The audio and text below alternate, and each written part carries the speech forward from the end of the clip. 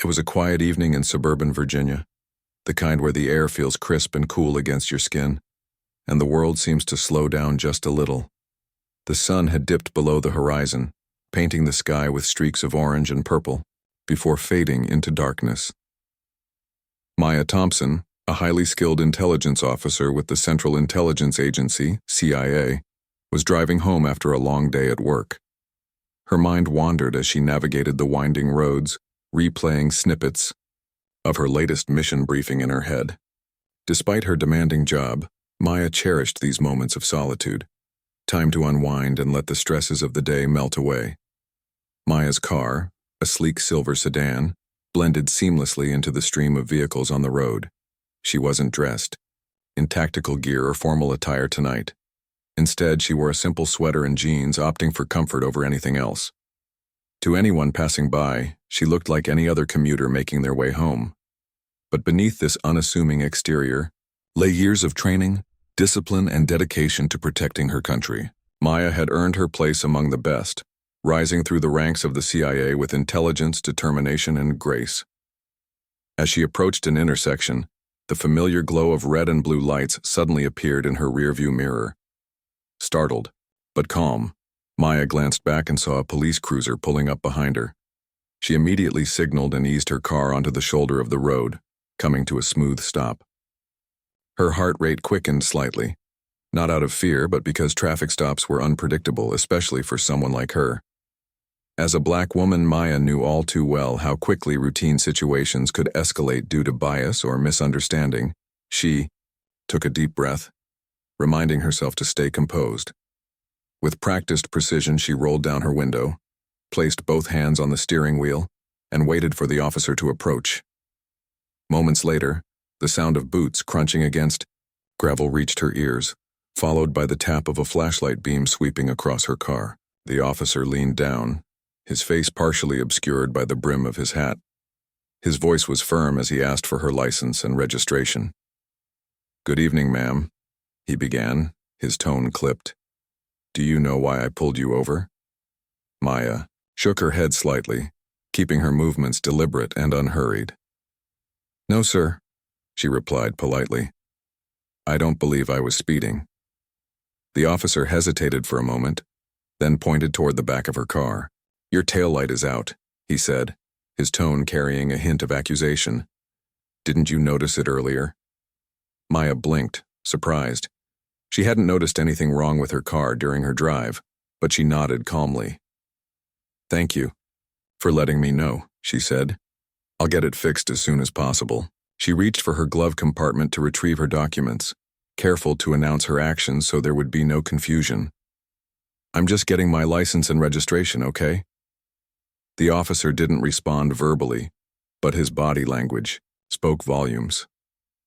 He shifted slightly, his hand resting near the holster of his gun as if preparing for the worst. Maya couldn't help but feel a pang of unease. This wasn't the first time she'd been pulled over, but something about this encounter felt different. There was an edge to the officer's demeanor, a tension that made her instincts flare. When she handed over her license and registration, the officer studied them closely, his eyes narrowing as he examined her name and photo. For a moment, he seemed satisfied, but then his expression hardened again. "You live around here?" he asked abruptly, his question laced with skepticism. "Yes, sir," Maya answered, maintaining her composure. "Just a few miles from here." The officer grunted, clearly unconvinced. He stepped back momentarily, muttering something under his breath that Maya couldn't quite catch. Then, without warning, he returned to her window, his posture stiff and confrontational. "Mind stepping out of the vehicle, ma'am?" he demanded, his tone sharper now. Maya frowned, her pulse quickening. "Is there a problem, officer?" she asked cautiously.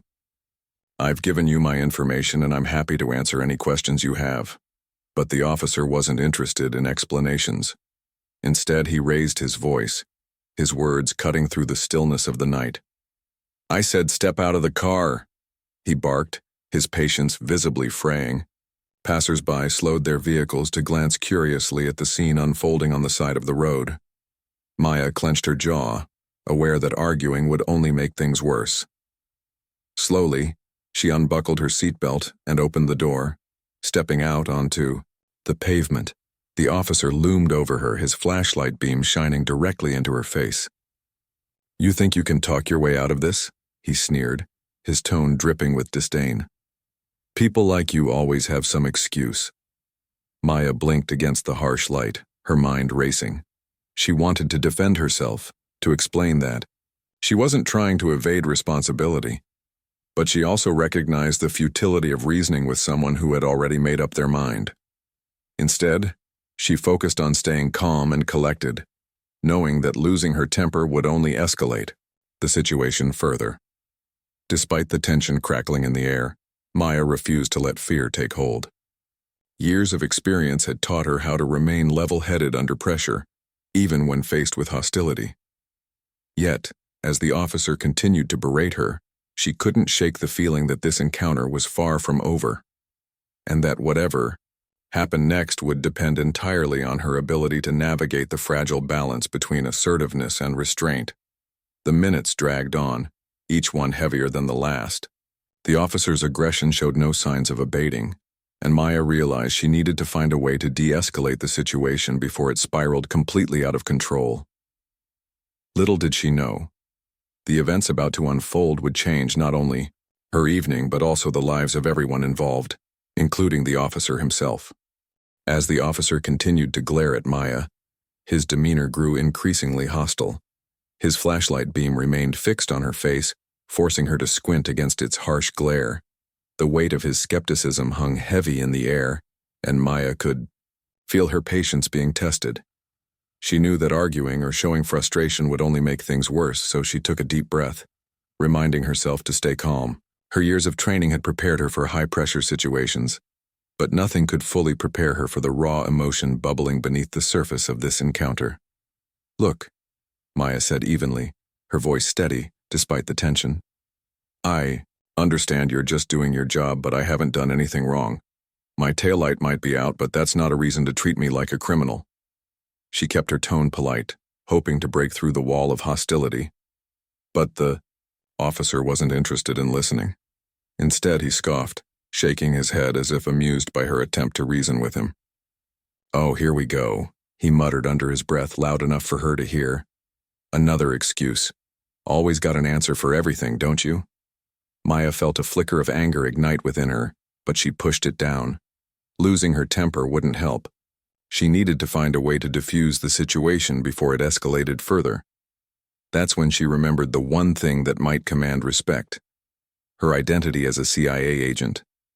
It wasn't something she flaunted often, especially off-duty, but desperate times called for desperate measures. Slowly, deliberately, she reached toward her car again, keeping her movements visible and unhurried. "I'm reaching for my glove compartment," she announced clearly, watching the officer's hand twitch near his holster. "I have something to show you." The officer raised an eyebrow, clearly skeptical. "What is it now?" he snapped, his tone dripping with sarcasm. "Some fake ID? A sob story about how important you are?" Ignoring his jibe, Maya retrieved her official CIA badge from the glove compartment and held it up for him to see. The metallic glint of the badge caught the dim light, and for a brief moment, there was silence. Maya hoped this revelation would shift the dynamic, perhaps even prompt an apology, but instead the officer's lips curled into a smirk. "Oh, come on," he said, laughing outright now. "You expect me to believe you're CIA? Really? Do I look like I was born yesterday?" Maya's stomach sank. She had anticipated skepticism, but outright mockery was another matter entirely. Still, she pressed on, holding the badge closer to him. "This is real," she insisted, her voice firm. "If you'd like, you can call the number on the back and verify it yourself." The officer snatched the badge from her hand, inspecting it briefly before tossing it carelessly onto the hood of her car. "Nice try," he sneered, crossing his arms over his chest. "But I've seen better props at Halloween stores." His laughter echoed in the night, cutting deeper than any insult could. Maya stood frozen, her mind racing. How could someone dismiss such a significant piece of identification so casually? Was it because of who she was? A black woman standing in front of him? Or simply arrogance clouding his judgment? Whatever the reason, the situation was spiraling out of control faster than she had anticipated. And then, without warning, the officer's expression shifted from amusement to suspicion. He stepped closer, his hand moving instinctively toward his gun. "All right, that's enough games," he growled, his voice low and menacing. "I don't know who you think you are, but you're coming with me." Maya's heart skipped a beat. "What?" she asked, her voice rising slightly in disbelief. "On what grounds?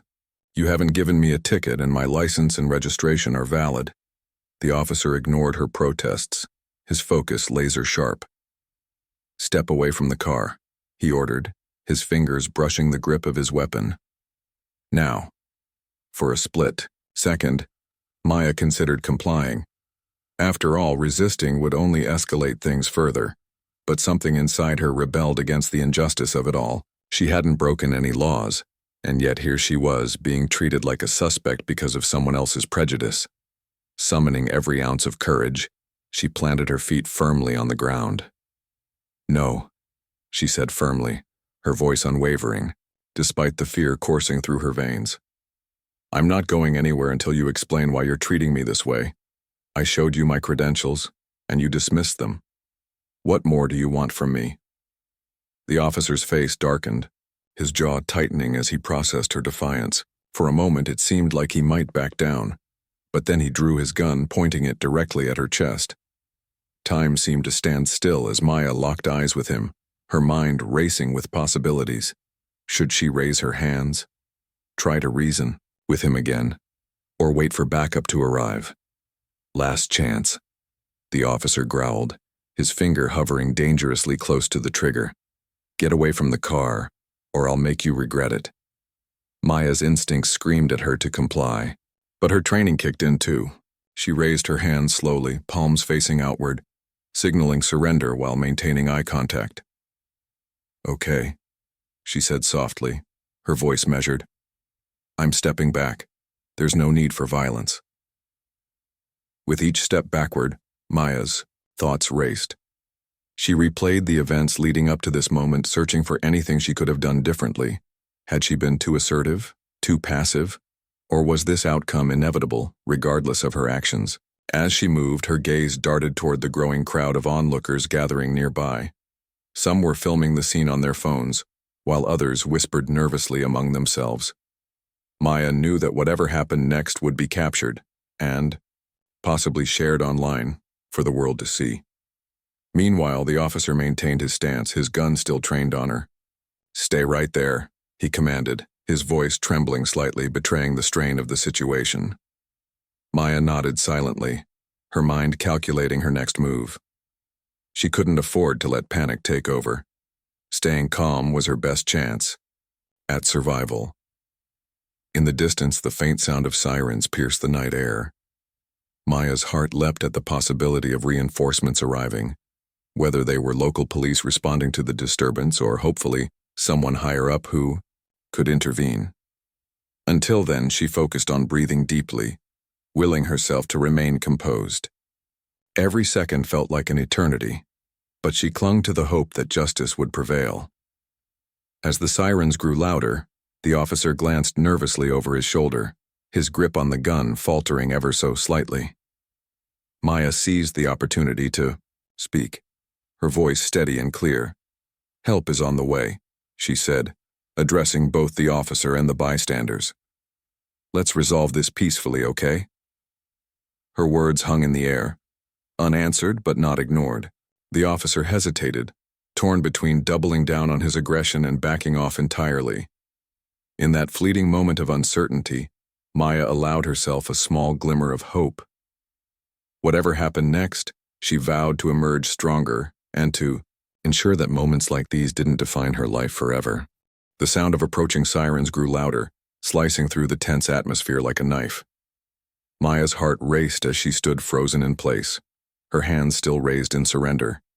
The officer, too, seemed unsettled by the noise, his grip on the gun tightening and then loosening again as if he couldn't decide what to do next. His eyes darted between Maya and the road behind him, where flashing red and blue lights now illuminated the scene. For a moment, it felt like time had stopped.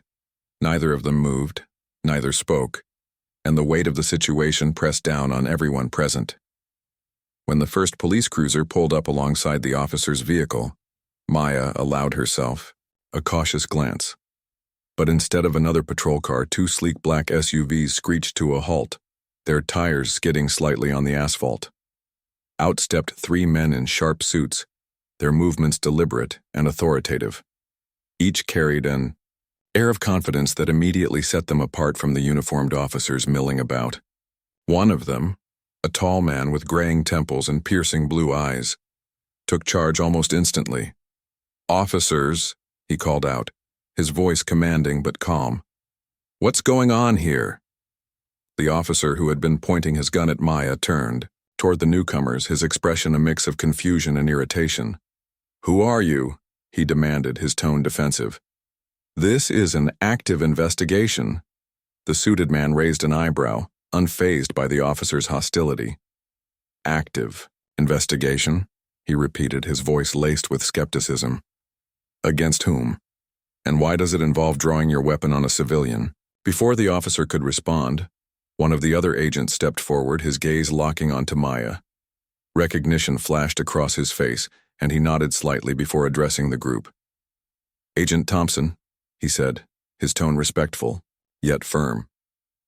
"Are you all right?" Maya lowered her hands slowly, relief washing over her as she realized help had finally arrived. "I'm fine," she replied, her voice steady despite the adrenaline coursing through her veins. "But this has gone far enough." The suited man who had initially spoken turned back to the officer, his demeanor shifting from curious to stern. "Do you have any idea who this woman is?" he asked, gesturing toward Maya. When the officer hesitated, clearly unsure how to respond, the agent continued. "This is Agent Maya Thompson. She works under direct orders from Director Harris at Langley. Her credentials are legitimate, and you just drew your weapon on her." The officer's face paled, his bravado crumbling under the weight of the revelation. He glanced at Maya, then back at the agents, stammering as he tried to explain himself. I didn't know," he managed to say, his voice trembling. "She showed me some badge, but I thought it was fake. I mean, look at her, she doesn't even—" He cut himself off abruptly, realizing how poorly his words reflected on him. The agents exchanged knowing looks, their expressions unreadable, but undeniably disapproving. The lead agent stepped closer, to the officer, his voice dropping to a low growl. "Let me make something crystal clear," he said, his words cutting like ice. "You not only endangered the life of a highly valued operative, but you also disrespected the agency she represents. Do you understand the gravity of what just happened here?" The officer swallowed hard, his hand instinctively moving away from his holster. I didn't mean," he began, but the agent cut him off with a sharp wave of his hand. "It doesn't matter what you meant," the agent snapped. "What matters is what you did. And right now, we need to ensure that no further harm comes to Agent Thompson or anyone else involved in this mess." As the conversation unfolded, Maya remained silent, watching the events play out with a mixture of exhaustion and disbelief. She had spent years proving herself in a field dominated by men, often facing doubt and dismissal because of her gender and race. Yet here she was, standing in the middle of a roadside spectacle, her identity questioned and her safety threatened, all because someone refused to believe she could hold the position she did. It was infuriating, yes, but also painfully familiar. Meanwhile, the crowd of onlookers had grown larger, drawn by the commotion and the arrival of the mysterious SUVs. Some whispered among themselves, speculating about what they were witnessing, while others recorded the scene on their phones. Maya caught snippets of their conversations. "Is she really CIA?" one person asked. "Why would they pull a gun on her?" another wondered aloud. She resisted the urge to roll her eyes. The absurdity of the situation was almost laughable, if it weren't so dangerous. Back at the center of the chaos, the agents worked quickly to assert control. They instructed the officer to holster his weapon and step aside, which he did reluctantly, casting furtive glances at Maya as if expecting her to lash out. Instead, she stood quietly, her posture relaxed but alert. Years of training had taught her to remain composed, even in the most volatile situations. Still, she couldn't deny the anger simmering beneath the surface. An anger not just at the officer, but at the system that allowed such behavior to persist unchecked. Once the immediate threat had been neutralized, one of the agents approached Maya, his expression softening slightly. "We're sorry this happened," he said sincerely. "Director Harris will want a full report, but for now, let's get you out of here. Are you hurt? Do you need medical attention?" Maya shook her head, grateful for the concern but eager to move past the ordeal. "I'm okay," she assured him. "Just ready to go home." The agent nodded, then turned his attention back to the officer, who was now flanked by 2 additional patrol cars that had arrived on the scene. Backup law enforcement officers began taking statements from witnesses, while others secured the area. The original officer looked increasingly uncomfortable, his earlier aggression replaced by shame and regret. As much as Maya wanted to feel vindicated, she knew that true accountability would require more than a few harsh words and a public dressing down. "Listen carefully," the lead agent said, addressing the assembled officers. "This incident isn't just about one bad decision. It's symptomatic of a much larger issue. If we're going to rebuild trust between law enforcement and the communities they serve, we need transparency, accountability, and education. So, consider this a wake-up call for all of you." His words hung heavy in the air, leaving no room for argument or excuses. The officers shifted uncomfortably, avoiding eye contact with both the agents and Maya. Meanwhile, the crowd began to disperse, satisfied that the situation had been resolved, or at least, as resolved as it could be for now.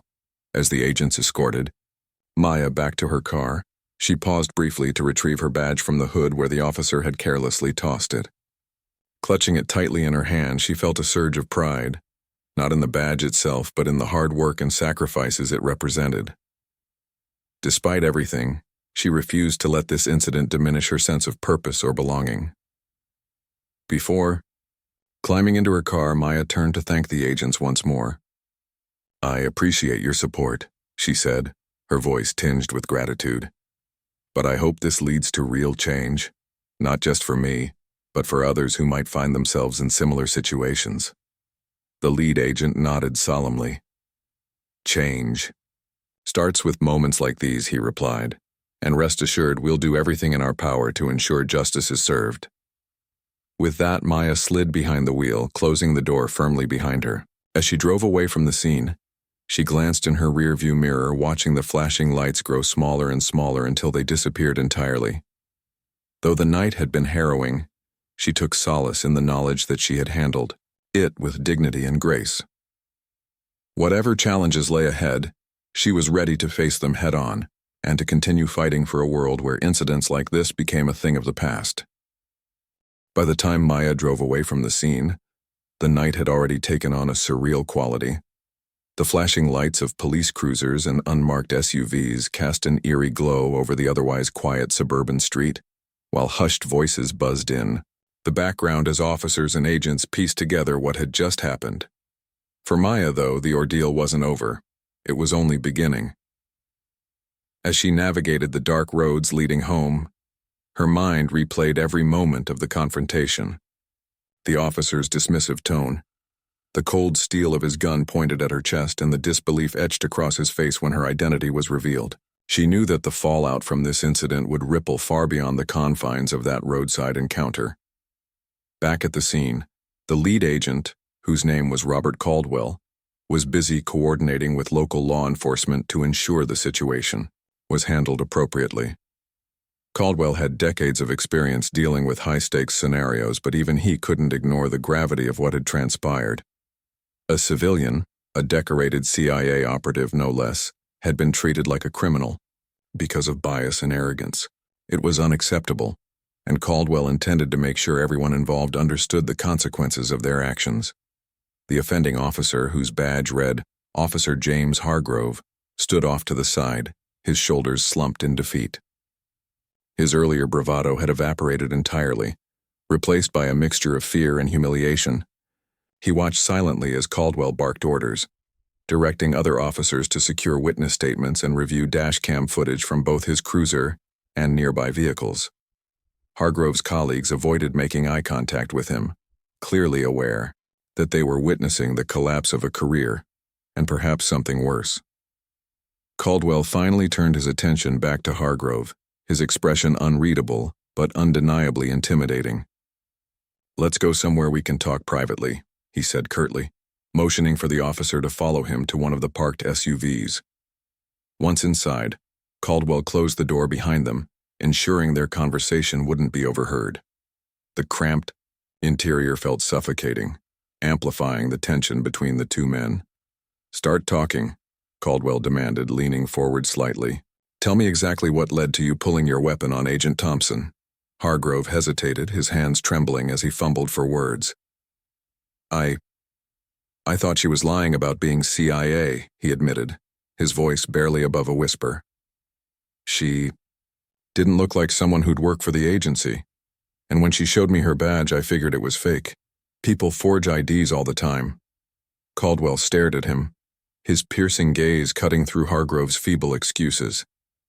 "So you decided to escalate the situation based on a gut feeling?" he asked incredulously. "You drew your weapon because you didn't believe her? Do you have any idea how reckless that was?" Hargrove nodded miserably, his head bowed in shame. "I know I messed up," he muttered, "but I didn't mean for things to get out of hand. I just wanted to teach her a lesson, to show her that she couldn't pull rank or whatever." "A lesson?" Caldwell repeated, his voice rising slightly. "You nearly killed her, Officer Hargrove. Or did that not occur to you in the heat of the moment? Did you stop to think about the fact that you were pointing a loaded gun at a federal agent? An operative who has risked her life countless times to protect this country?" Hargrove opened his mouth to respond but quickly shut it again, realizing there was no justification for his behavior. Instead, he sat in silence, staring at his hands as if trying to will himself out of the nightmare unfolding around him. Caldwell sighed heavily, shaking his head in disgust. "This isn't just about you," he continued after a pause. "Your actions tonight reflect poorly on your entire department. They reinforce harmful stereotypes and erode public trust in law enforcement. And let's not forget the optics here. You pulled over a black woman, dismissed her credentials, and then escalated the situation to the point of drawing your weapon. If this gets out, and trust me, it will, you'll be lucky if you're still wearing a badge by tomorrow morning."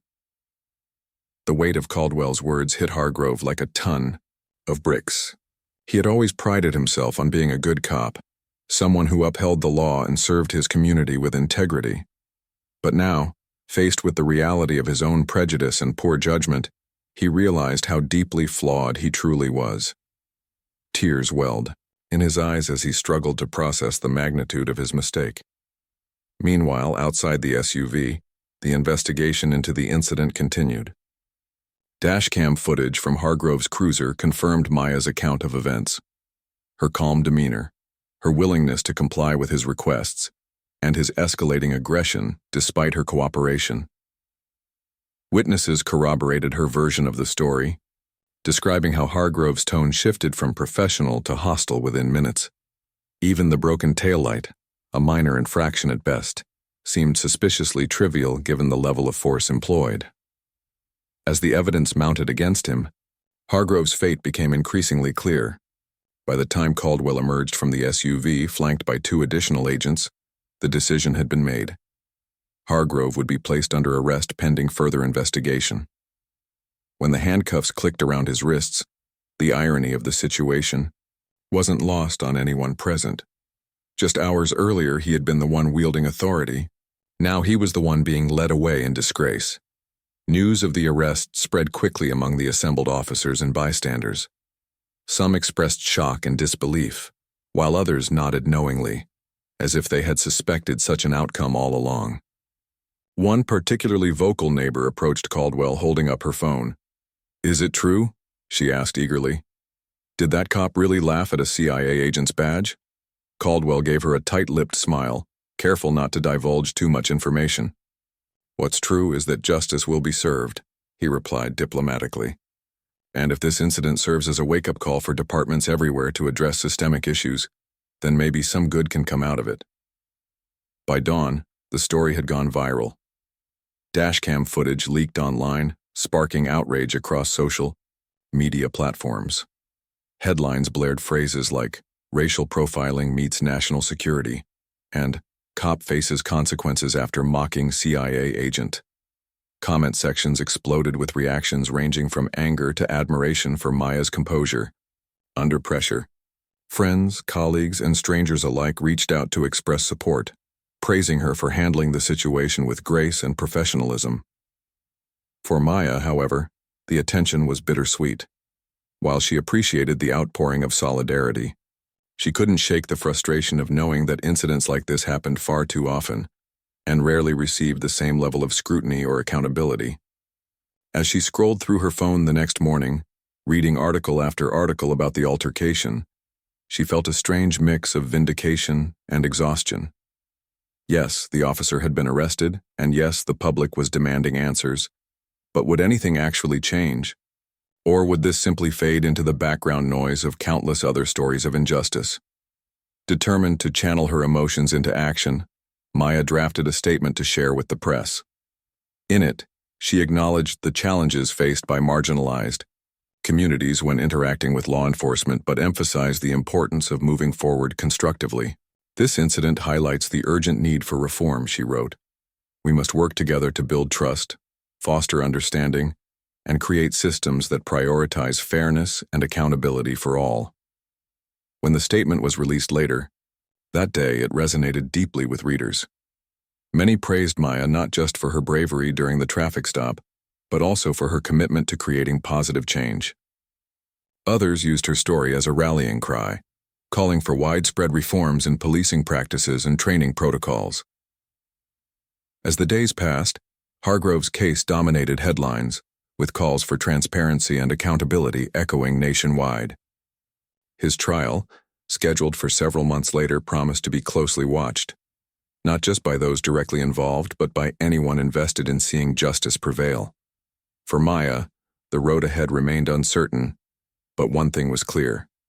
She refused to let fear or bitterness dictate her future.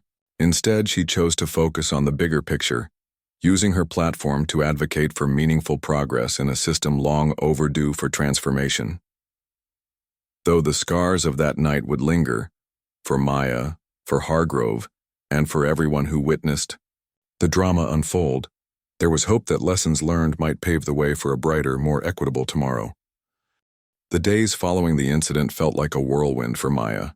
What had started as a routine evening drive had turned into a national conversation about race, authority, and accountability. Social media platforms buzzed with hashtags like UNR Justice for Maya and Accountability in Action, while news outlets dissected every detail of the altercation.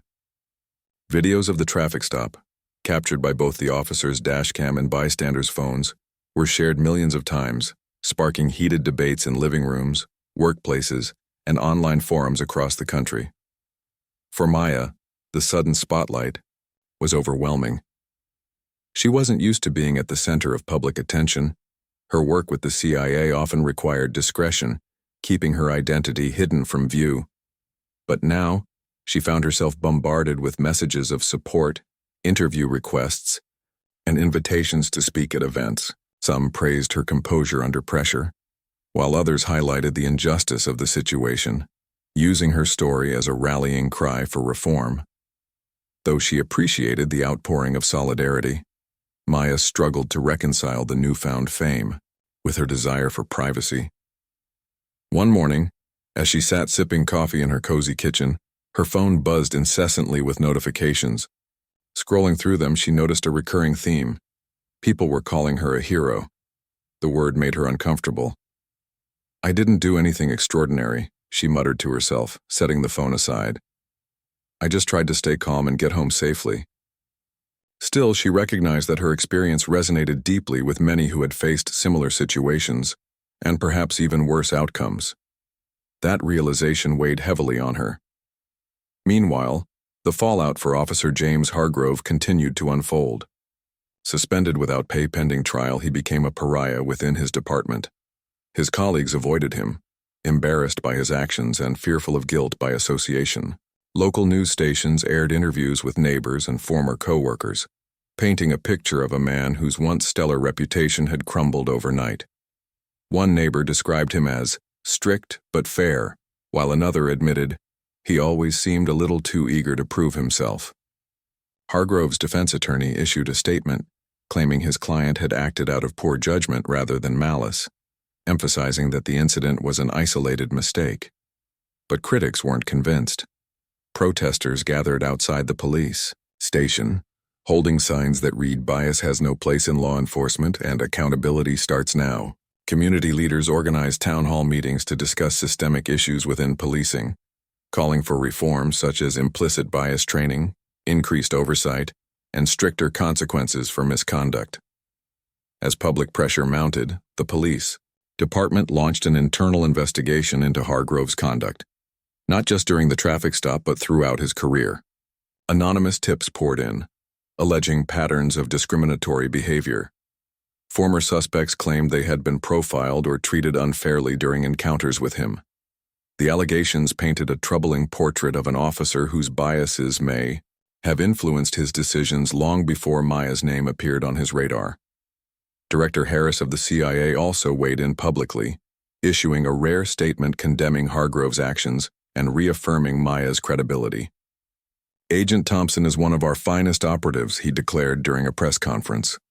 "Her dedication, professionalism, and courage are unmatched.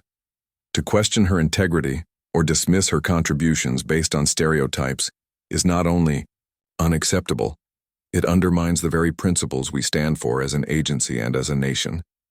The statement struck a chord with audiences, further amplifying calls for accountability. It also served as a reminder of the broader implications of the incident. For many, Maya's story wasn't just about one bad cop. It was emblematic of larger societal challenges. Conversations about racial profiling, implicit bias, and the use of excessive force dominated airwaves and social feeds. Activists seized the opportunity to push for legislative changes, urging lawmakers to address these issues head-on. Back in Virginia, Maya watched the developments unfold with mixed emotions. On one hand, she was heartened by the groundswell of support and advocacy. On the other, she couldn't shake the feeling that true change would require more than words and promises. "People are quick to demand justice when the cameras are rolling," she told a close friend over the phone. "But what happens after the headlines fade? Will anyone remember this 6 months from now?" Her friend, a fellow agent named Marcus, nodded sympathetically, even though they were speaking on the phone. "You're right," he said, "but you've already done so much by standing your ground. You've given people a reason to care, to speak up. That matters." Encouraged by Marcus's words, Maya decided to channel her frustration into action. She reached out to organizations focused on criminal justice reform, offering her perspective as someone who had experienced bias firsthand. Together, they brainstormed ways to educate law enforcement officers about recognizing and addressing their own biases. Maya suggested creating training modules that incorporated real-life scenarios, emphasizing empathy and de-escalation techniques. "We can't fix everything overnight," she explained during a meeting with advocates. "But if we can help even one officer think twice before acting on a stereotype, it'll be worth it." Word of Maya's involvement spread quickly, earning her invitations to high-profile panels and conferences.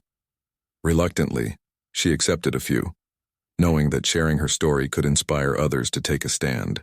At one event, she stood before a packed auditorium, her voice steady as she recounted the details of the traffic stop.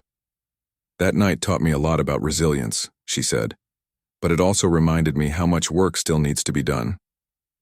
We can't afford to wait for tragedies to spark change. We have to act now before someone else gets hurt."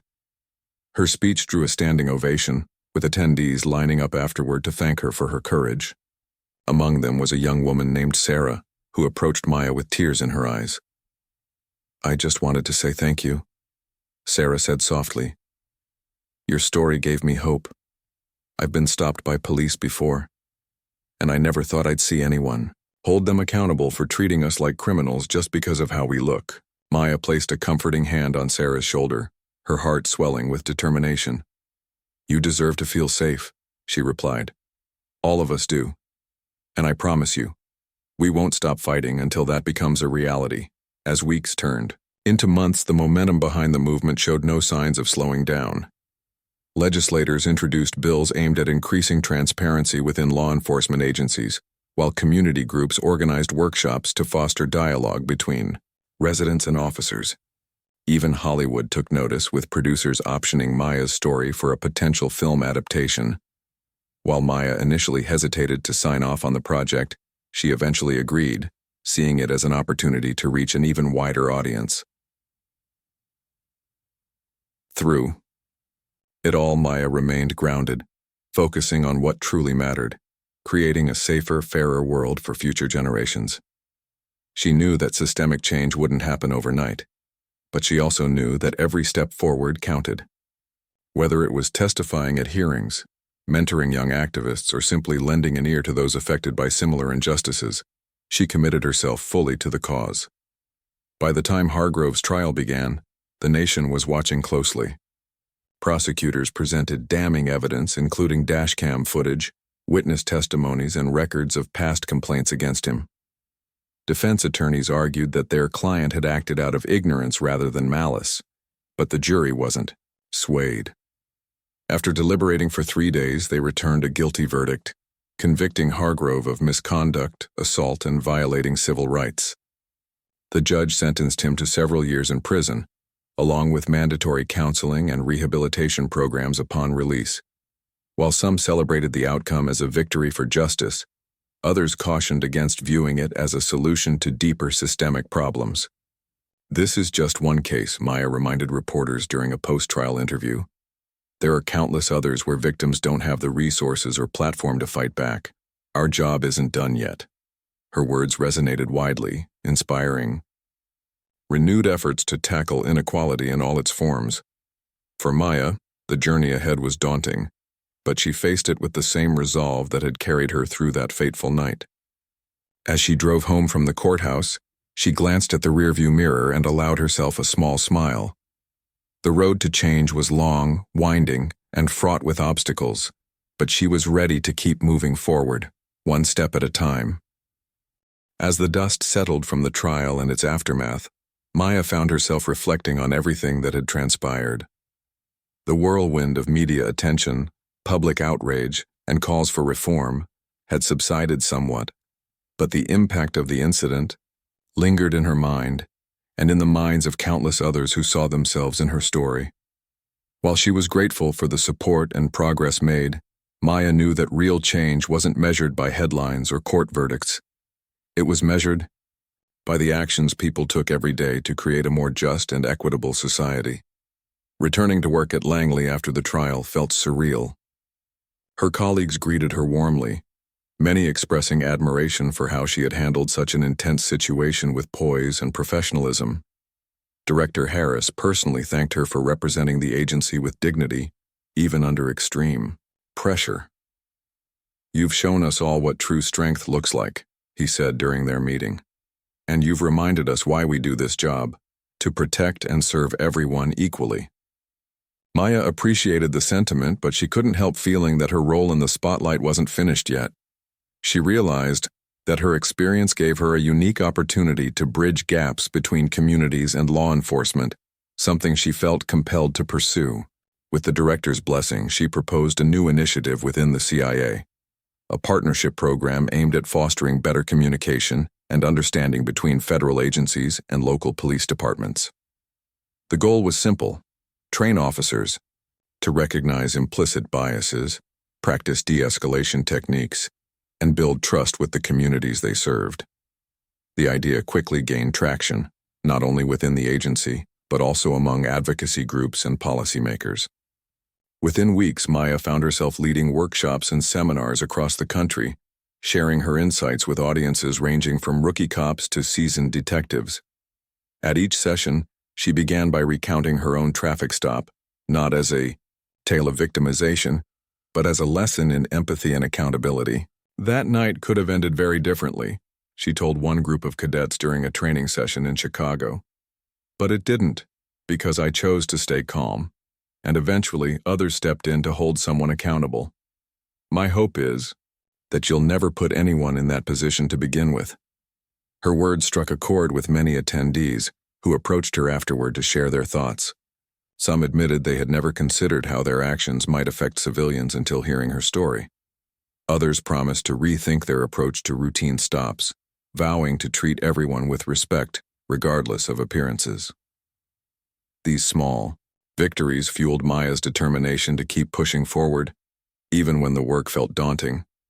Outside of her professional commitments, Maya continued advocating for broader reforms. She testified before Congress about the need for national standards in policing, emphasizing the importance of transparency and community involvement. Lawmakers listened intently, asking thoughtful questions and pledging to prioritize legislation addressing systemic issues. Activists praised her efforts, calling her a powerful voice in the fight for justice. Yet, despite the praise, Maya remained humble, always redirecting credit to the collective movement driving these changes. One evening, as she sat at home reviewing notes for an upcoming panel discussion, her phone buzzed with a message from Sarah, the young woman who had approached her after her speech months earlier. Attached was a photo of Sarah standing alongside other activists at a protest march, holding a sign that read, "Justice starts with us." In the caption, Sarah wrote, "Thank you for inspiring me to speak up. Together, we can make a difference." Maya smiled, feeling a surge of pride and purpose. Moments like these reminded her why she kept fighting. For Sarah, for herself, and for countless others whose voices deserve to be heard. She replied simply, "Keep going. Every step matters." In the months that followed, Maya noticed subtle shifts in the way people talked about race, policing, and accountability. Conversations that once focused solely on punishment began incorporating discussions about prevention and education. More departments adopted body cameras and implemented stricter oversight measures. Schools introduced programs teaching students about civil rights and civic responsibility. Even Hollywood played a role, releasing films and documentaries highlighting stories of resilience and resistance. Through it all, Maya remained grounded, drawing strength from her roots and the lessons she had learned along the way. She often thought back to the night of the traffic stop, remembering the fear she had felt, but also the resolve that had carried her through. That night had tested her in ways she never imagined, but it had also revealed her capacity to inspire change. It taught her that courage wasn't the absence of fear. It was the decision to act despite it. By the end of the year, Maya decided to take a brief leave of absence from the CIA to focus on writing a memoir. She wanted to document her journey, not just the traffic stop, but the years of hard work and perseverance that had brought her to where she was today. The book would be part personal narrative, part call to action, encouraging readers to confront bias and advocate for fairness in their own lives. Publishers clamored to sign her, recognizing the power of her story to spark meaningful conversations. As she worked on the manuscript, Maya allowed herself moments of reflection, acknowledging both the challenges and triumphs she had experienced. She thought about Officer Hargrove now serving his sentence, and wondered if he too had learned something from the ordeal. Perhaps someday, he might come to understand the harm caused by prejudice, not just to others, but to himself. Forgiveness didn't mean forgetting. It meant choosing to move forward without letting bitterness define her. When the memoir was finally published, it became an instant bestseller, praised for its honesty and insight. Readers hailed Maya as a beacon of hope, someone who had turned adversity into action. Bookstores hosted signings where fans lined up for hours to meet her, clutching copies of her book and sharing their own stories of struggle and survival. Through these interactions, Maya realized she wasn't alone in her fight. There were thousands, millions of people working toward the same goal, each contributing in their own way. Looking ahead, Maya knew there would still be obstacles to overcome. Change was rarely linear and setbacks were inevitable. But she also knew that progress was possible when people came together with shared purpose. As she drove through the quiet streets of Virginia one evening, she glanced at the rearview mirror and caught a glimpse of her reflection. For a moment she paused, taking in the woman staring back at her. A survivor, a leader, a fighter. No matter what happens next, she whispered to herself, I won't stop believing in a better future, because every step counts. And, with that, she pressed on, ready to face whatever lay ahead with the same resilience and determination that had carried her this far.